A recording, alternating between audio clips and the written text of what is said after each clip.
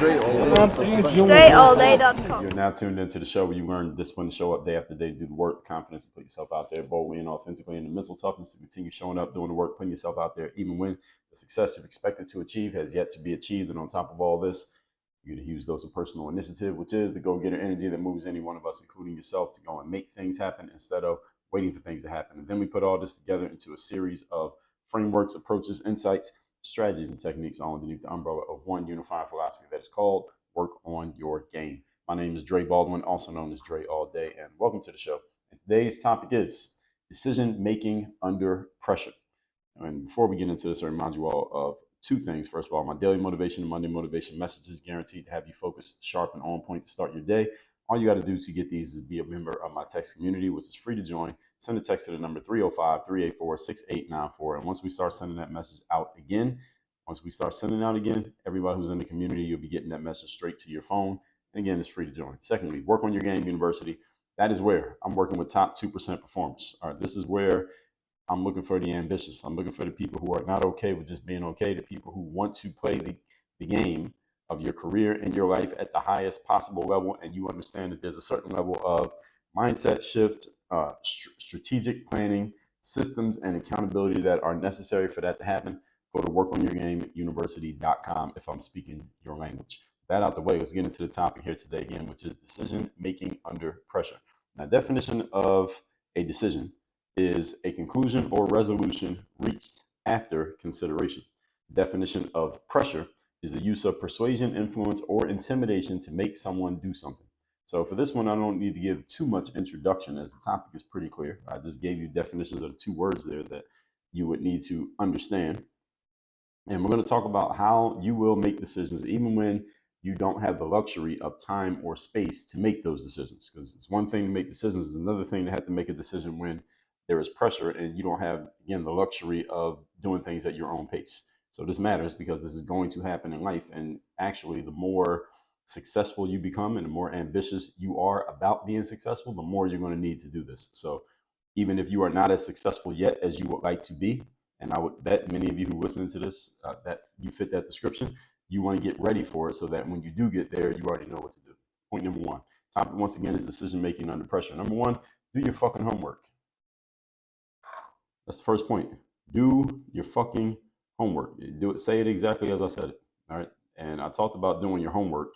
I introduced that concept in episode 1925. The title of that episode is Do Your Homework. The most important thing you can do to be able to make decisions under pressure, actually, the most important thing you can do to be able to do anything that you have not yet done, but you anticipate that in the future you will be doing it or you'll be called on to do it, is to have done the work ahead of time to give yourself basically a preparation course. You have prepared for whatever is coming. If you know something is coming, or you anticipate that something is coming, or you want something to be coming in your life, best thing you can do is start preparing yourself for it before it happens, or before you get it, or before you have achieved it. That's what doing your homework is about. So when it comes to making decisions under pressure, is giving yourself a mental framework for how you will make your decision before you get into a situation in which your time and space are limited. An example of this is any of you who's been in the military. In the military, you prepare for what's going to happen in combat during your training so that when you get into combat and you don't have time to think about what to do when you see the enemy pointing a gun at your face, that you know what to do in the moment. So you are already trained for how to respond to it. And I haven't been in the military, but I'm guessing that's pretty much how it works. Because otherwise, our armies would be getting decimated and we wouldn't win too many battles or too many wars, let's say. The United States hasn't lost a war in a while. And another example would be, let's say, an airplane pilot.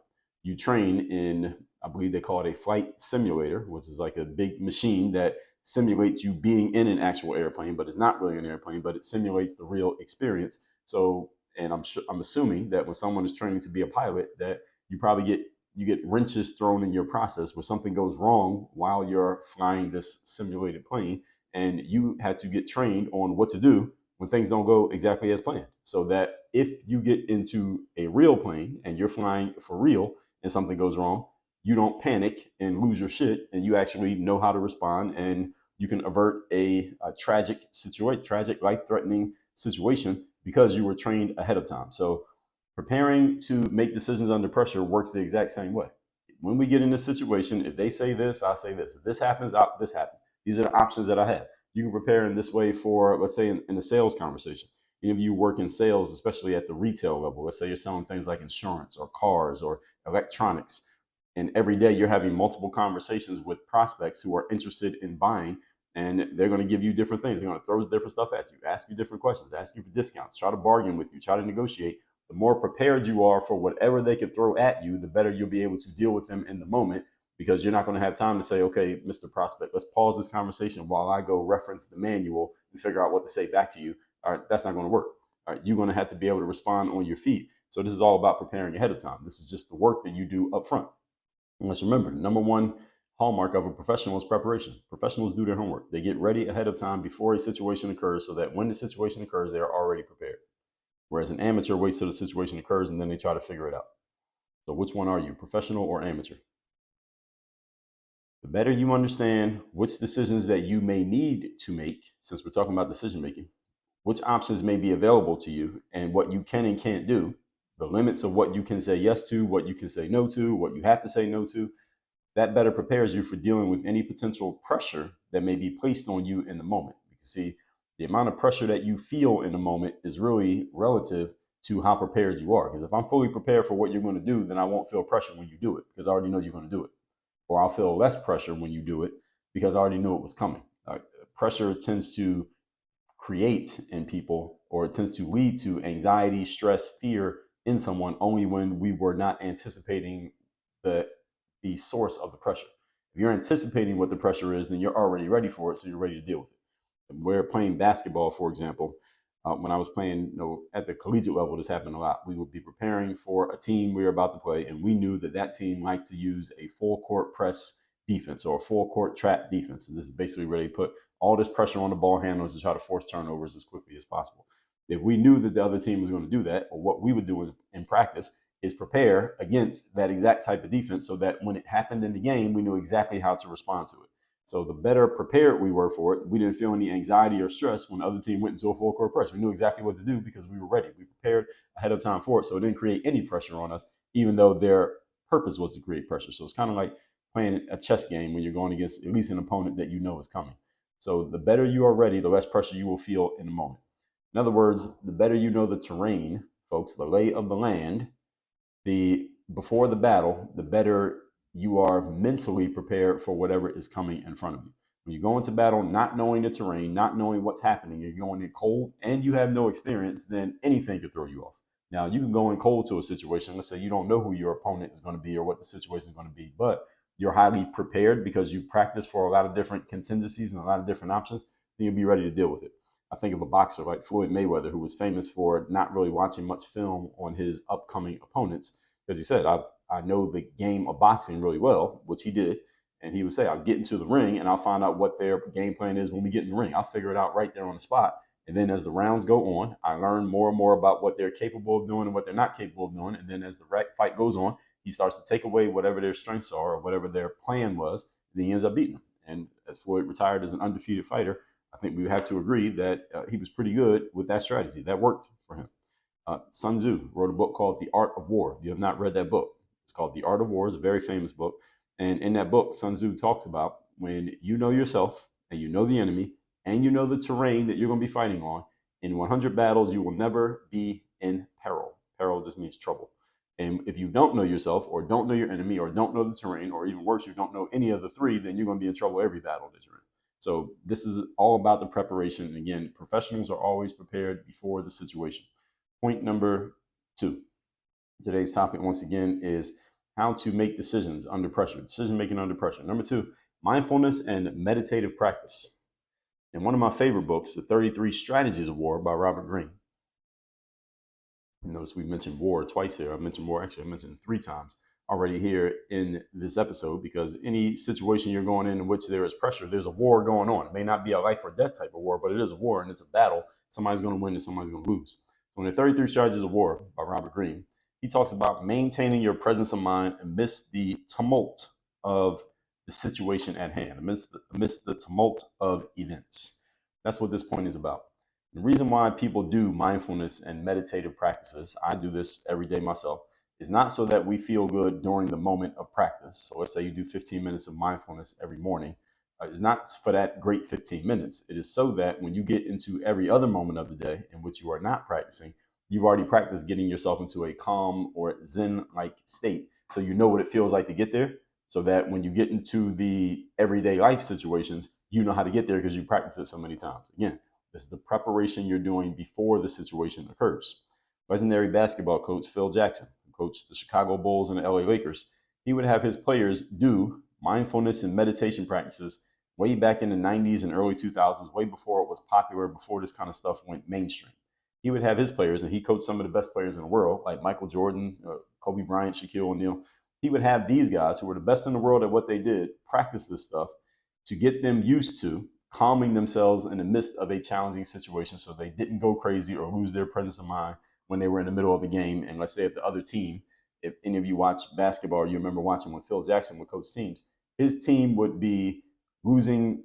Let's say that not losing, but they'd be in the middle of a game against the opponent, and the opponent would go on a run. And this happens in basketball a lot. If you watch basketball today, if the other team goes on a run and scores, let's say 10 points in a row, and the home crowd is going crazy because the home team scored 10 points in a row against the opposing team's coach, usually happens every single time, jumps up off the bench, calls timeout. And the whole point is to kind of stop the bleeding, try to slow down the momentum of the other team, and get his team back into a positive momentum state. Phil Jackson, on the other hand, he was well known to often not call timeout in situations in which the players expected a timeout. Because often you'll see when the team has given up 10 points in a row, you'll see the players on the opposing team, they're looking over at the bench, expecting the coach to jump up and call timeout. Usually that's exactly what the coach does. But Phil Jackson, he would often just be sitting. He wouldn't even be standing. He'd be sitting on the bench, and he'd just be sitting there looking very calm. He might be a little bit annoyed with his team for making the mistakes that they're making, but he often would call timeout a lot more slowly than other coaches would call timeout in those situations. And he would do it to force his team to learn how to deal with the adversity of the situation without him jumping in and saving them.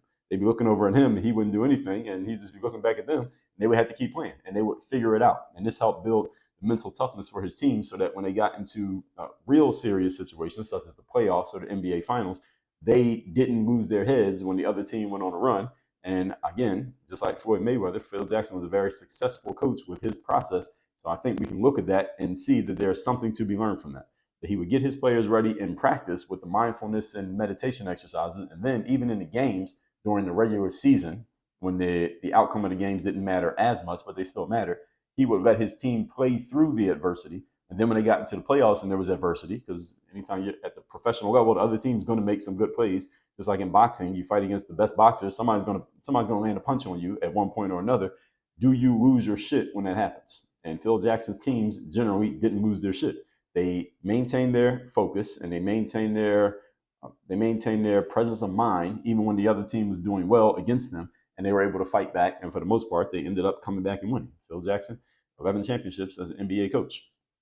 So, as Sun Tzu says in The Art of War, in times of war, prepare for peace, and in times of peace, prepare for war. So whatever situation you're in, understand that it can and will probably change. You need to be ready for whatever the next piece of it is going to be, and not expect to be bailed out when you're in the midst of what could be an adverse situation or just an unexpected situation.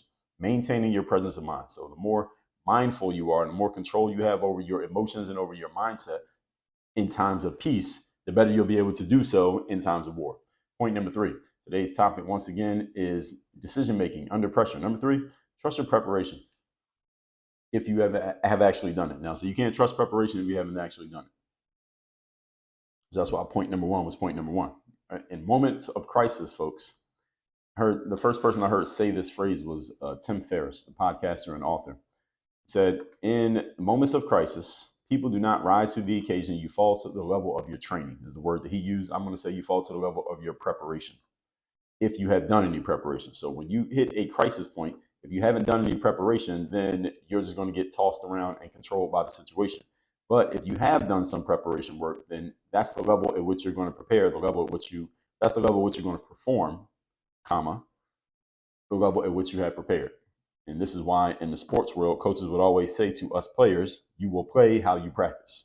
And this was the coach's way of pushing us to practice harder and take practice more serious even though it wasn't a game, because the coach was letting us know that whatever you're doing in practice, that's exactly what you're going to do that's exactly what you're going to do under the stress of the game. That's exactly what these days when I go to the boxing gym, my boxing trainer says that to me. He says, whatever you're doing when we're shadow boxing and I'm having you shadow box, if you're making a mistake here, then when you get into the ring with a live opponent, you're going to make that same mistake. If your footwork is off when you're practicing, your footwork will be off in a fight. If you don't respond the right way to someone landing a punch on you in practice, then you're not going to respond the right way in sparring. So, and sparring is just practice boxing with a live opponent, by the way.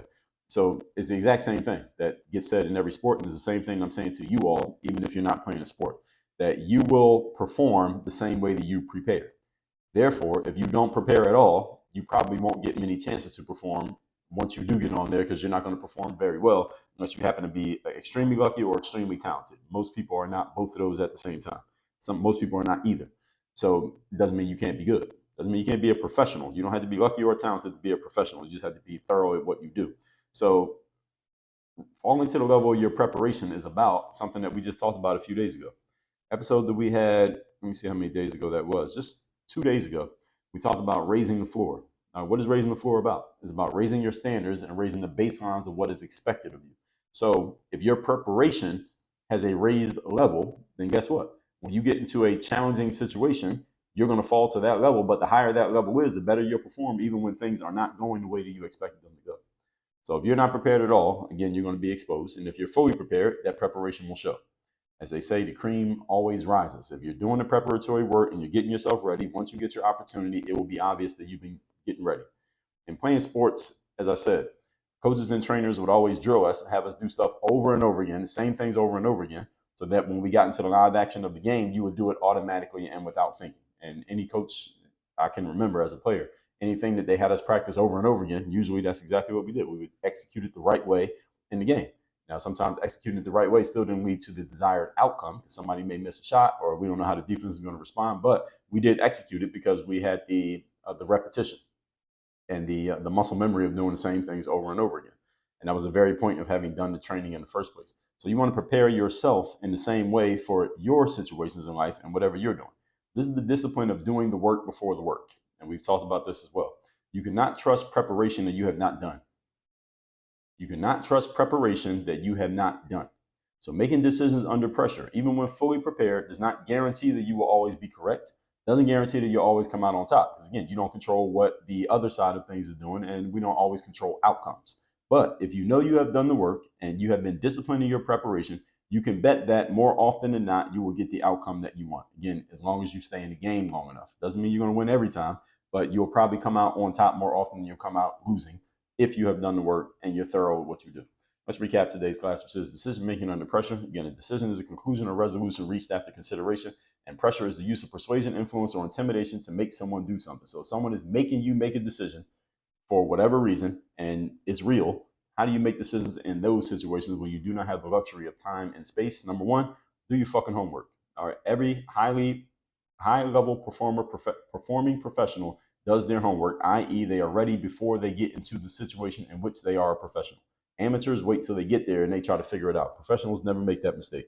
Point number two, mindfulness and meditative practice. This is about getting control of your emotions and control of your mindset in times of peace, so that when you get into times of war and possibly stress-inducing situations, you don't lose your mind and you don't lose your presence of mind. You don't lose your calmness in those moments. Again, professionals are usually prepared for these things before they happen because they already know what's going to happen before it happens. And point number three, trust your preparation. As long as you've done the preparatory work, as I talked about in points number one and number two, you can fall to the level of your preparedness. And since you're continually raising the floor, like we talked about a couple of days ago, you'll be completely fine. Again, trusting your preparation means you have to actually do the preparation. And remember, folks, the hallmark of a professional is that they are always prepared. You know someone's a professional because they are prepared ahead of time for anything that you throw at them. You call a plumber to come fix some leaky pipes in your house. They either have the tool in their bag to fix it or they got the tool out in the truck, but they're never sitting there like, damn, I don't know what tool I need to fix this. No professional ever says that. All right. Amateurs say that. Professionals never say that. So if you're a professional, you need to be ready for anything and everything that could be thrown at you when you get into, quote unquote, the game. All that said, text me so you're in my community. Numbers down below in the description. Also, work on your game university. If you are a top level performer, you're an ambitious person, you're a person who these three things we talked about here today, doing your fucking homework, doing the mental preparation and trusting the level of your prep. These are things that are, this is your language, this is the way that you're living, or the way that you want to be living, the language that you want to be speaking. Go to workonyourgameuniversity.com and you can be working with me directly very soon. Okay, workonyourgameuniversity.com.